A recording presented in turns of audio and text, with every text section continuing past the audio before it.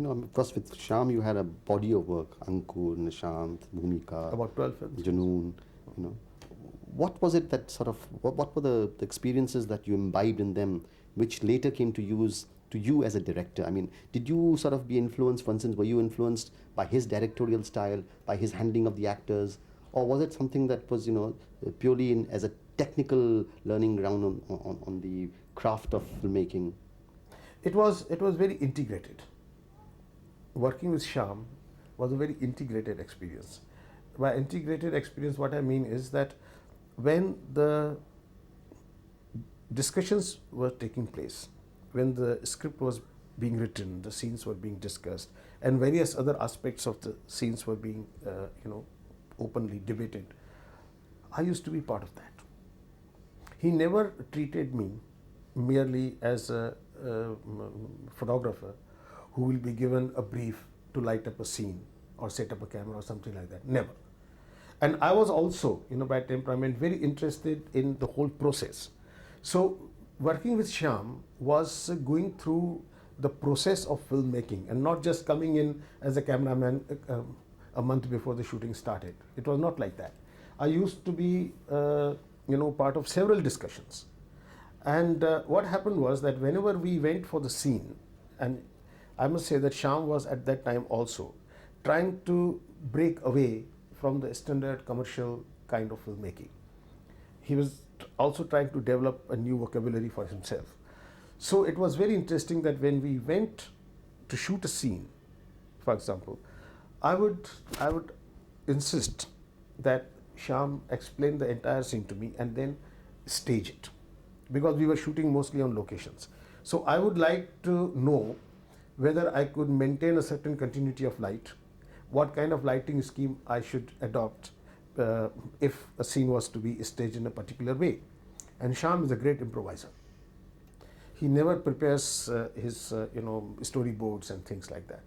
He thinks on the spot, he interacts with actors, gets the best out of them, and the whole scene, you can see the scene emerging, taking shape in front of your eyes. So he's a great improviser that way. So he used to improvise the scene over there where I will watch, and then I will constantly look at whether it's possible, how to light it up, and if there are any problems, I'll tell him. So it was always working together in evolving the scenes. And this, I think, somewhere gave me the confidence that when I decided to make a film, that I will be able to direct it also. Because working with Shyam was, that way, not only as a cameraman, but it was also part of being the whole process. Your first film was Akrosh. It was, I think, also the film that won the Golden Peacock in the International Film Festival then. What made you choose that subject? I mean, you could have, I'm sure there must have been other subjects. What was it in Akrosh that sort of said to you that this is going to be my debut film? In fact, there was another subject before that. It was a Marathi novel called Chani, which I had worked on, written by Mr. Khanolkar. But due to some circumstances, Khanolkar then gave that novel to Mr. V. Shantaram, who made the film later on. I was very disappointed, frankly. And Mr. Tendulkar I knew very well, because Shantata Kot Chalu Hai we had done, and with Dubey, there was an association in theatre.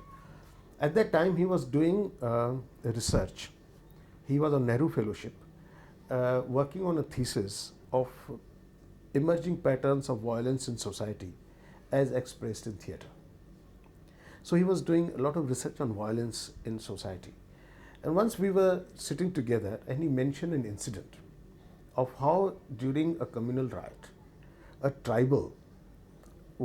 some tribals were brought from the jungles near Thane, and some interested parties made them stand at a particular place, gave them something to drink or whatever, and just asked them to fire arrows into the crowd. Okay?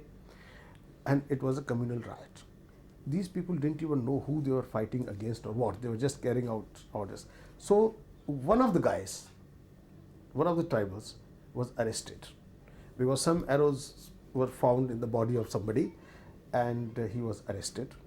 And people who had brought him just disappeared. They left him as it is. So the theme stuck in my mind. The theme of a person who has no means, who's helpless, how he gets exploited, and how he has no recourse to justice, and his life is destroyed like that. That was the starting incident, but it was not something that we wanted to go on. And slowly, ideas were being discussed between me and Tendulkar. And one day, I remember I was returning in a taxi after shooting an ad film, when an idea struck me. And I rang up Mr. Tendulkar. We discussed it, and that's how Akrosh was born. But after that, it was all Tendulkar. Do you think that last scene, the scene where sort of, he beheads his sister, and that cry that sort of almost symbolizes the title of the film. Yeah. Can you talk a little about that? I mean, how you saw, was it there in the script, or again, how did you build it up to that kind of a drama? Well, you see, the building it up was because I also, in the first film, I did not take any recourse to storyboarding or anything. I was, as I have always done, I was just following my emotional response to that story. And the whole thing was born like that. I mean, for me, these some major scenes come as flashes. And Tendulkar had suggested enough in the script. So it was purely, instinctual response to the story that we did this. If you were to make Akrosh again, after having made so many films, would you have made it any differently now?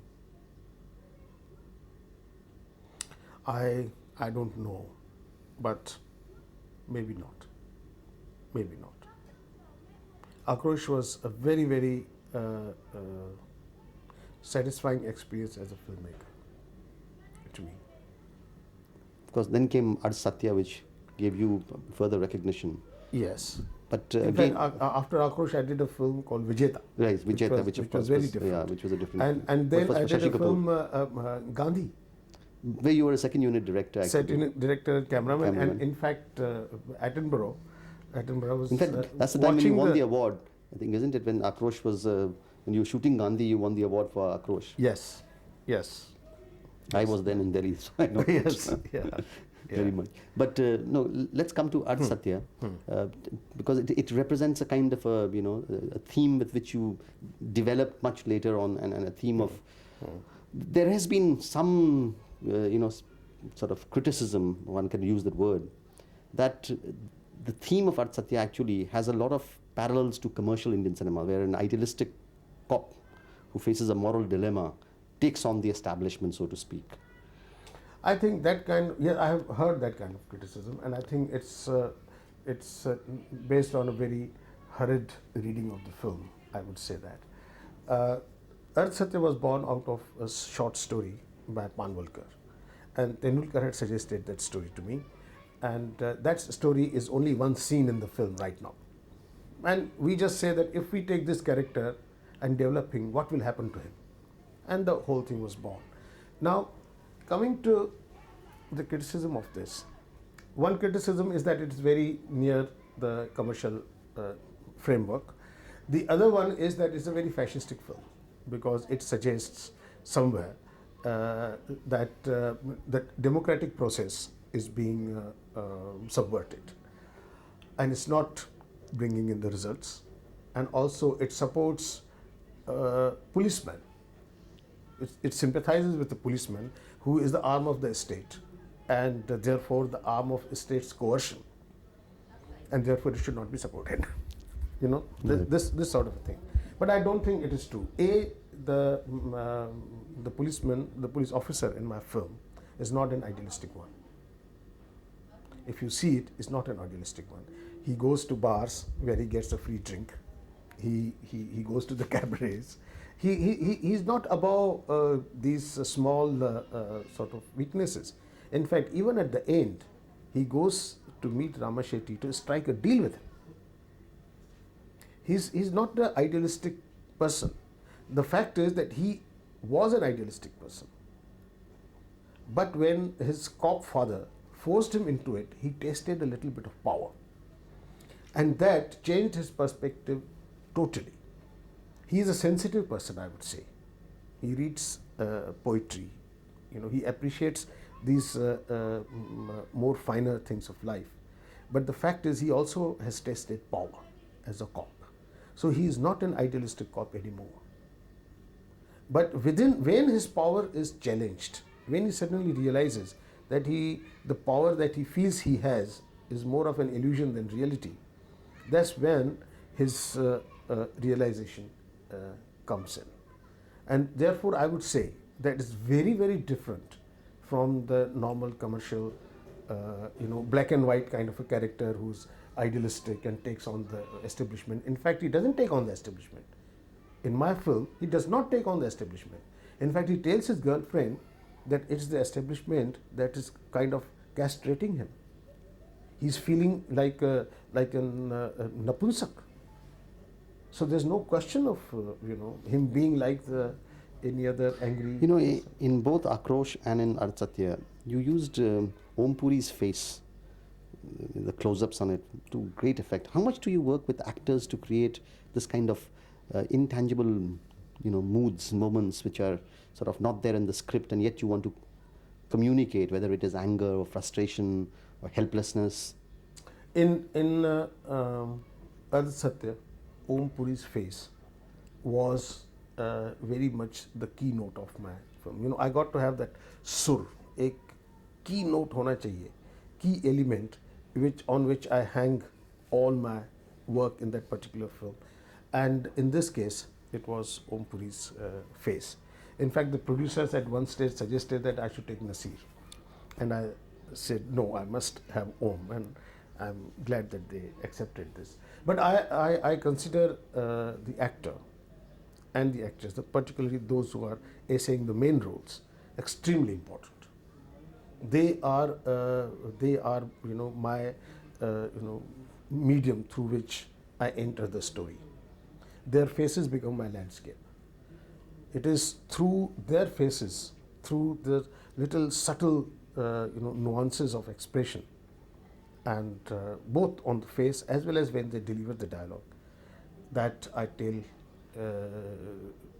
the finer moments of my story, because I believe in moments. A film must achieve some moments where the plot and the progression of the story does not matter. You must arrive at a moment, a poetic moment, which is essentially a moment of truth. The progression of plot or everything doesn't matter at that moment.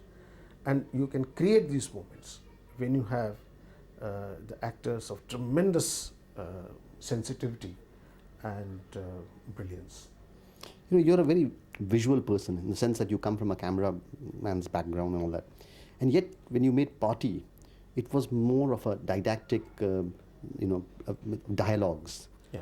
Did you find a contradiction there? Did you find that you were deliberately trying to take an ideological situation and you forgot your heritage as your legacy as a cameraman and went into as a dramatist into that? No, you see, when I make a film, when I direct a film, I direct it as a filmmaker. It's not a cameraman directing a film. As a filmmaker making a film who also happens to be a cameraman. And in that case, my sensibility as a director dominates over myself as a cameraman. It always prevails over it. And I know as a cameraman that I cannot allow the visual quality or the visuals as are generally known, which means dramatic lighting, dramatic framing and that sort of thing, take precedence over the characters in the film. For me, the human being is always more important in a story than these little aesthetic elements. They are important. I'm not saying that they're unimportant. They are important, but they are important to the extent that they help me bring the human being to the fore, to bring the human experience into the foreground. They must be supportive elements. I don't see them as ends in themselves whenever I make a film. You know, I'm now going to talk to you, but I'm going to skip a couple of films and come to your most, mega production, which was Tamas, which we began this interview with. Uh, what was it in Tamas that you sort of, you told me that you wanted to achieve that one mood as a child, but what was it in Hisham Sahni's novel that got you interested in it? I mean, into such a huge major. Several. The basic thing that Thomas said, and which I found was reflecting my ideological position also, was that whenever religious sentiments are manipulated of the communities, a great tragedy results. And particularly when that manipulation takes place with the objective of achieving a political end, it is even worse. Number one. Number two, because having come, being a victim of the partition, one knew what happened during that period and to the family. The other thing was that in every community, we have these small militant groups who try to project themselves as the spokespersons or spokesgroups of the entire community, and they try to impose their will on the community by sheer muscle power and manipulation of their religious sentiments. And all the communities have that. And it is important for us to see and recognize those groups and not allow them to dominate our lives and disturb the peace. These were the two things that appealed to me immensely. Then, of course, the beautiful characters that Vishamji created. A very sort of unmelodramatic manner in which he conveyed those characters, he portrayed those characters, and through the situations he conveyed these ideas, was tremendous. There was a certain simplicity which managed to achieve the kind of depth which you never achieve with the dramatic rhetoric. And these were the qualities in the novel that I appreciated immensely. There was a certain simplicity, certain honesty. And you see, he wrote that novel in 1975. And the thing took place in 1947, nearly 30 years after that, after the incident. So he had the advantage of hindsight. He reflected upon the events. He did not just recreated them in a sensational manner. So there was a certain maturity in the way he looked back at the recent history. These are the things that appealed to me very much in Tamas. When the program was made and was being telecast, there was physically an attack on you. It was almost a call to ban that film by the right-wing BJP Yes. and those Yes. elements. Yeah. How did you react to that? I mean, what is your reaction to such censorship, strong-arm tactics to create? Well, I am totally against it. I was threatened. There was police sitting in my house for 7 weeks constantly. I used to move out with a guard. People came to my house, physically attack me. I managed to, escape. I was not there at that time. But the fact is, the level of intolerance and the level of violence threatened at that time, I had never anticipated.